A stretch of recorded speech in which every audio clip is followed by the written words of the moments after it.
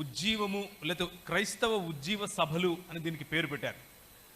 ఉజ్జీవము అన్నది సత్యముపై నిలబడినప్పుడు మాత్రమే సాధ్యం. ఉజ్జీవం అన్నది కేవలం ఏదో ఒక భావన రూపంలో లేదా భావాత్మకంగా వచ్చేది మాత్రమే కాదు. ఒక ఇమోషనల్